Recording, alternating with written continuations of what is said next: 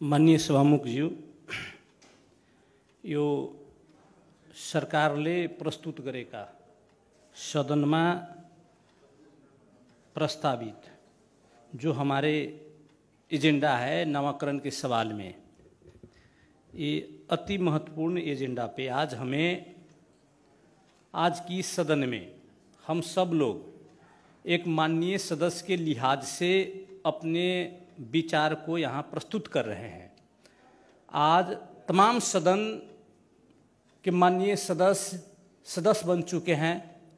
ऐतिहासिक इस घड़ी में सरकार की और प्रतिपक्ष से भी ज़्यादा आम जनता के निर्वाचित सदस्य के हैसियत से हम सब माननीय सदस्य इस गंभीर और ऐतिहासिक विषय वस्तु पे छलफल पे केंद्रित है और मैं सरकार में रहने के बावजूद भी एक माननीय सदस्य के हैसियत से आज के इस गरिमामय सदन में अपने विचार को रखने का प्रयास किया है।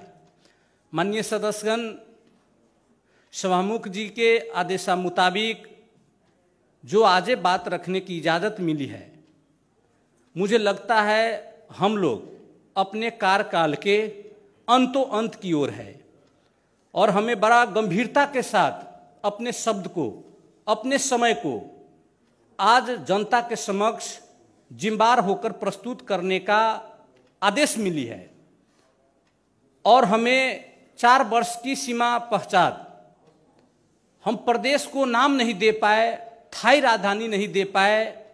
आज सबो जगह जग हसारत की बात हो रही है। इसलिए सरकार ने इस सदन में ऐतिहासिक शब्दों के साथ मध्य प्रदेश और जनकपुर राजधानी की जो प्रस्तावित किया है, तो मैं एक सदस्य के नाते नामाकरण के सवाल में थोड़ा हम बातें करें तो ये बहुत ही अपने आप में महत्वपूर्ण बात है कि मधेश सवाल पे हम लोग क्यों इतना ज़्यादा अनुदार हो जाते हैं। क्या इस देश में जब लड़ाई हुई, मधेश की लड़ाई हुई, आंदोलन हुई, उस वक्त हमारी कहीं भी राजनीतिक मुद्दा मिथिला भोजपुरा या जानकी जनक से संबंध नहीं था। हमारा सीधा संबंध आपके मधेश आंदोलन से रहा और आज हम खुशहाल है बहुत ज्यादा कि आज कांग्रेस के भी मित्र इस सदन में है, एमाले के भी मित्र है, माओवादी के भी मित्र है, लोसपा के भी मित्र है, जसपा के भी मित्र है। खुशी इस बात की है जिस मध्य प्रदेश के नाम पे हम लोग इतना ज्यादा विवाद करते हैं, आज वही मधेश आंदोलन और मधेश शब्द ने दलीय व्यवस्था में इस देश में इस तराई समतल भूभाग में रहने वाले मधेशियों को काया पलट किया है। आरक्षण के नाम पे राजनीतिक भविष्य का निश्चितता हो रही है। महाधिवेशन से लेकर प्रदेश अधिवेशन में इससे बड़ा उपलब्धि और इससे बड़ा महत्व इस सब का क्या हो सकता है। माननीय सदस्य, मैं थोड़ा ऐतिहासिक पृष्ठभूमि में जाना चाहूंगा। रघुनाथ ठाकुर हमारे बहुत बड़ा अग्रज हुआ करते थे। उनके द्वारा लिखा गया शब्द में जब आप पढ़ेंगे वहां भी समतल भूभाग को मध्य शब्द का जिक्र किया गया है। आप नेपाल के बृहत कोश पृष्ठभूमि 5 से 88 को आप जिक्र करेंगे, वहां पहाड़ के निचले 14 सुसमतल भाग ही मधेश कहा गया है। हिंदी भाषा के सचित्र कोश में तराई को भी अर्थ दलदली भूमि आधा अर्थात घसीली भूमि कह के व्याख्या की गया है। हिंदू धर्म के मनु ने स्वयं मधेश शब्द का उन्होंने प्रयोग किया था। बौद्ध ग्रंथ जैसे विनय पिटक में भी मधेश शब्द का प्रयोग किया गया है।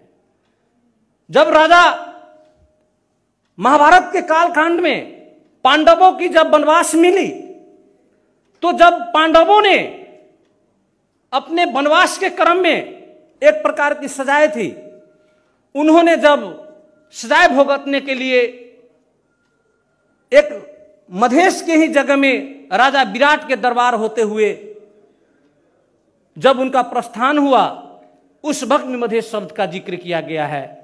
और सबसे बड़ी बात है, कीचक द रामायण के सबसे बड़ा महत्वपूर्ण घटनाक्रम महाभारत के जिसमें कीचक वध हुआ है, वो भी आज विराटनगर मोरंग के भेड़ियाही गावी सब बुद्ध नगर ओर के जाएंगे।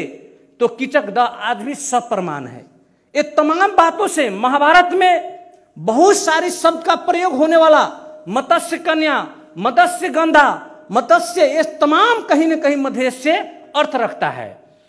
ये जब बातें हुई इस शब्द का, तो ये मधेश ये संस्कृत शब्द का अपभ्रंश है। जिस तरह इंडस से प्रयोग करते करते इंडस से इंडिया आया, जिसको हिंदुस्तान हम लोग ने कहा, इसी तरह मध्य देश, मध्य से करते करते मधेशिया हुआ। मेरा कहना है मधेश तराई, पहाड़ के निचले भूभाग, जिस समतल भूभाग को हम लोगों ने तराई कहा, मधेश कहा, ये हो सकता है ये तराई बांग्लादेश में भी पाया जाता है, इंग्लैंड में भी पाया जाता है, पाकिस्तान में भी मिलता है, लेकिन मधेश सिर्फ नेपाल के मधेशी भूभाग में मिलता है, जिसका अपना सांस्कृतिक महत्व है, अपना वेशभूषा है, अपना पहचान है। इस बात पे हम क्यों इतना ज्यादा नदारत होते हैं कि मधेश शब्द होना ही नहीं चाहिए। मैं सवाल पूछता हूं इस सदन से, एक सदस्य की हैसियत से, क्या हम लोगों ने जब आंदोलन किया तो भोजपुरा प्रदेश होनी चाहिए, मिथिला प्रदेश होनी चाहिए, एदा केदा बात उठी होगी, लेकिन समग्र अपने छाती पे हाथ रख के हम लोग पूछे अपने आप से, मधेश आंदोलन हो रही थी जनकपुर में, राजविराज में, आपके बिरगज में, उस सब जगहों में मधेश सरकार की आवाज आ रही थी। राजा जनक जानकी सीता से हमारी बहुत ही ज्यादा, उससे हम नकारात्मक टिप्पणी या नकारात्मक सोच के साथ हम आपके बीच में बात नहीं रखना चाहेंगे। राजा जनक, सीता, माता जानकी, ये तमाम सांस्कृतिक, पौराणिक और धार्मिक इतिहास है इनका। ये अपने आप में गौरवपूर्ण सवाल है, इनकी अपनी विशेषता, अपनी महत्व है। इन तमाम राजा जनक, सीता, जनक, मिथिला जैसे धार्मिक सांस्कृतिक पहचान को हम राजनीतिक सवाल पे क्यों तुलनात्मक बहस का विषय बनाते हैं। राजा जनक, सीता, जानकी माता, ये सांस्कृतिक, पौराणिक और धार्मिक संबंध को अपने महत्व पर रखा जाए। प्रदेश का नामकरण का सवाल सीधे राजनीतिक मुद्दा से जुड़ा हुआ है, इसलिए राजनीतिक मुद्दा को राजनीतिक बहस होनी चाहिए। ये बहस मधेश के सवाल पर होनी चाहिए, ये ऐतिहासिक सवाल है, इस सवाल को हमें आगे बढ़ाना चाहिए। इसलिए सरकार के द्वारा प्रस्तुत की गई मधेश नाम को, मेरे ख्याल से मधेश के नाम पे आरक्षण और पार्टी के भीतर में अपने आप को राजनीतिक भविष्य सुरक्षित करने वाले मित्रों से हमारी आग्रह कि नामकरण के सवाल पे प्रयोग मधेश से राजनीतिक भविष्य जहां निर्धारण हो, उस सवाल से परहेज होने का अगर आप गुंजारिश करेंगे तो मुझे लगता है ये बेईमानी होगी।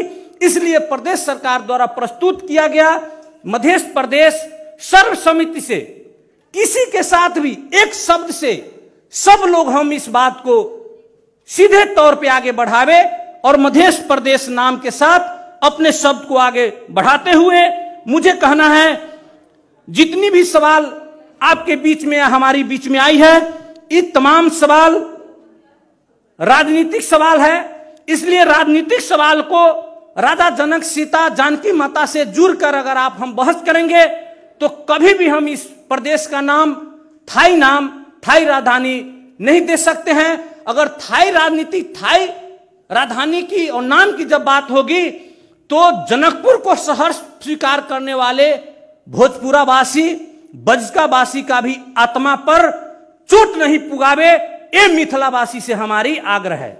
अगर आप कहोगे कि चित्त भी मेरा, पट भी मेरा, तो हो सकता है थाई राजधानी के सवाल पे भी हम लोग कहेंगे कि ले चलो भाई भोजपुरा के ओर। जब मधेश आपकी पसंद नहीं तो जनकपुर भी राजधानी हम लोगों की पसंद नहीं। ऐसा नहीं होता है कि भाई एक सिक्का के दोनों पट्टा मेरे ही होनी चाहिए, ऐसा नहीं होता है। जब जनकपुर को शहर स्वीकार कर लेने वाले भोजपुरा और बजका वाले मधेश राजनीति एजेंडा जो हमारे स्वाभिमान से संबंध रखता है, उसको स्वीकार करके सम्राट हृदय को प्रस्तुत करने का वक्त मिथिलावासी को आया है और मिथिलावासी, जनकपुर वासी इस बात को उदार होकर प्रस्तुत करेंगे और राजनीतिक मुद्दा को राजनीतिक बात के तहत रखते हुए धार्मिक बात को धार्मिक की तरफ व्याख्या करे, राजनीतिक बात को राजनीतिक की तरफ व्याख्या करके इस प्रदेश का नाम मधेश और थाई राजधानी जनकपुर रखने का हम सबों अपने सहृदय से स्वीकार करें। यही सबों का कल्याण है, इसी में सबों का भलाई है। इतना ही बात आपके बीच में रखते हुए अपने शब्द को विराम दिए। धन्यवाद।